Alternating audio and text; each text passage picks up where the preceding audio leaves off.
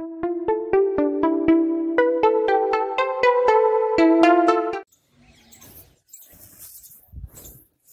Video में हम बात करने वाले हैं विद्युत द्विध्रुव के कारण विद्युत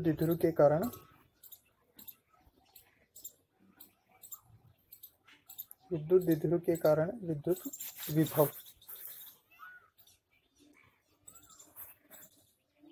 विद्युत द्विध्रुव क्या होता है, हमने फर्स्ट चैप्टर में पढ़ा था। यदि कोई दो आवेश है हमारे पास में जिनका परिमाण समान और प्रकृति क्या हो, विपरीत हो, इन दोनों को हम पास पास रखते हैं तो इस प्रकार से जो निकाय बनेगा उसे हम क्या कहेंगे, विद्युत द्विध्रुव। तो चित्र में हमने दिखाया है कि हमारे पास में ये कोई दो आवेश हैं, माइनस क्यू और प्लस क्यू। इन दोनों के बीच की दूरी कितनी है, 2a है।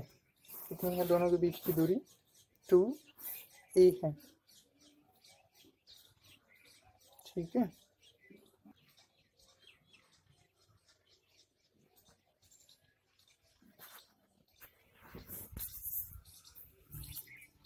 तो ये हमने माइनस क्यू और प्लस क्यू आवेश लिया है। इन दोनों के बीच की दूरी कितनी है, 2a है, 2a।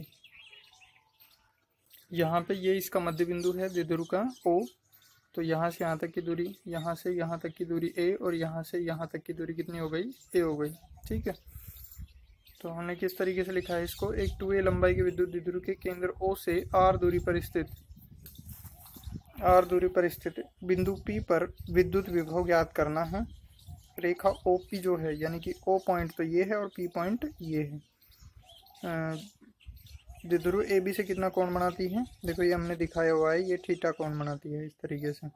माइनस क्यू आवेश के कारण P बिंदु पर विभव निकालेंगे, तो देखो A से यहाँ तक की दूरी अपन ने मान ली R1 और ये वाली दूरी कितनी मान ली, R2 मान ली। तो V1 का मान हो जाएगा 1/4πε0 माइनस क्यू बटा में R1, और प्लस क्यू आवेश के कारण P पर विभव की बात करें तो V2 का मान 1/4πε0 प्लस क्यू बटा में R2। ठीक है, तो इस तरीके से अब हम इस R1 और R2 का मान R के पदों में निकालना है, इसलिए हम इसको किस तरीके से लिखेंगे। सबसे पहले देखो चित्र में देखे अपन तो त्रिभुज BOD से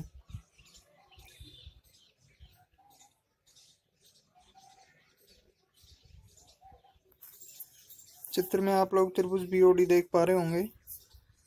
ये त्रिभुज BOD है, B, ये O और ये D, ये 90 डिग्री का एंगल है और ये थीटा कोण है। तो इसमें हम अगर बात करें इस त्रिभुज BOD में, तो कोस थीटा का मान अगर निकालेंगे तो कोस थीटा का मान कितना आएगा, OB बटा में OD बटा में OB। ठीक है,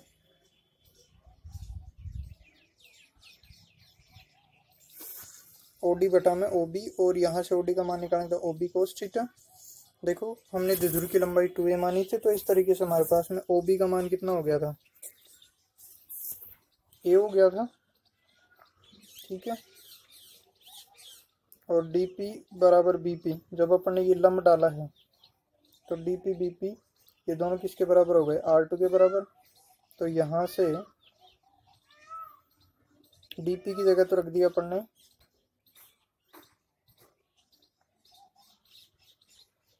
DP की जगह तो रख दिया कितना, R2, और OD की जगह रख दिया कितना, a cos थीटा, और OP कितना है, R है ही।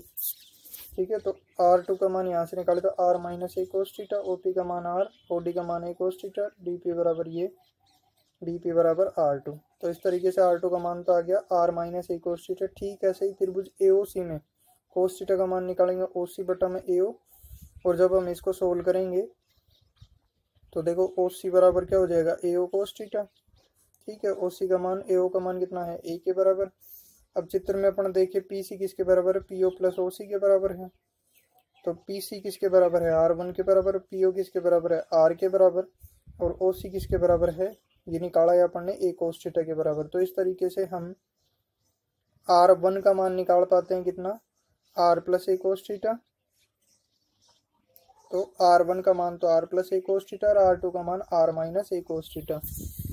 ये अपने को समीकरण 3 और 4 से मान R1 और R2 का मान समीकरण 1 और 2 में रखना है, यानी कि V1 और V2 के मान में रखना है। तो देखो V1 का मान तो क्या हो जाएगा, V1 का मान तो क्या आ जाएगा 1/4πε0 माइनस क्यू R प्लस ए कोस थीटा, और V2 का मान क्या आ जाएगा 1/4πε0 प्लस क्यू R माइनस ए कोस थीटा। बिंदु P पर कुल विभव V बराबर V1 प्लस V2। समीकरण 5 और 6 का मान रखने पर, समीकरण 5 और 6 का मान रखेंगे V बराबर -1/4πε0 क्यू बटा में R प्लस ए कोस थीटा, 1/4πε0 क्यू बटा में R माइनस ए कोस थीटा। ये V1 और V2 का मान लिख दिया। इसको सोल्व करेंगे, देखो Q/4πε0 बाहर कॉमन आ जाएगा, यहाँ पे बचा -1/r प्लस ए cos theta plus 1/r plus ए कोस थीटा। ठीक है,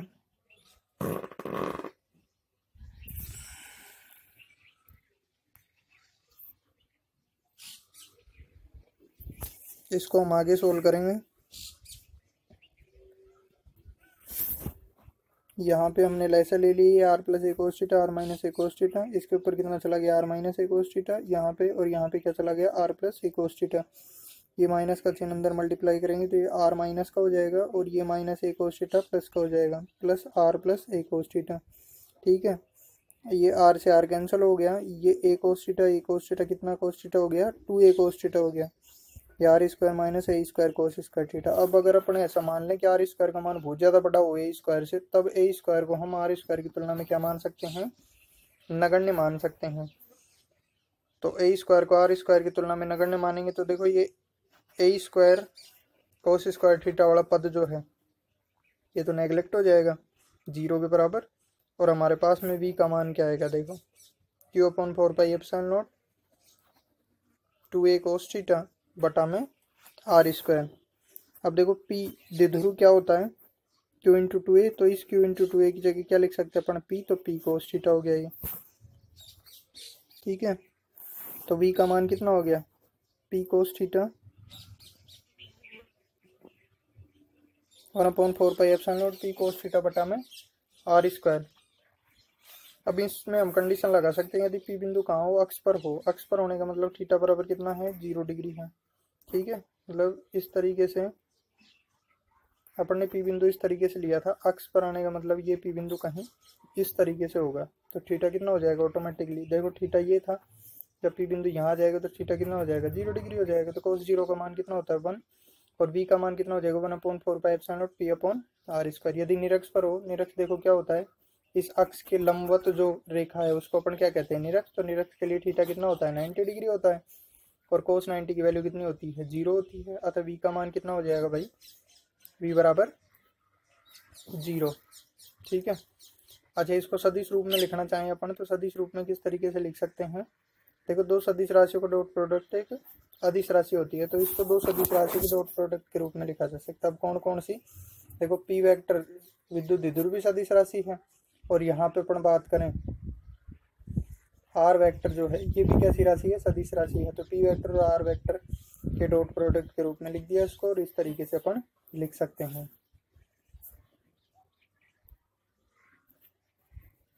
तो ये मान है विद्युत द्विध्रुव के कारण विद्युत विभव।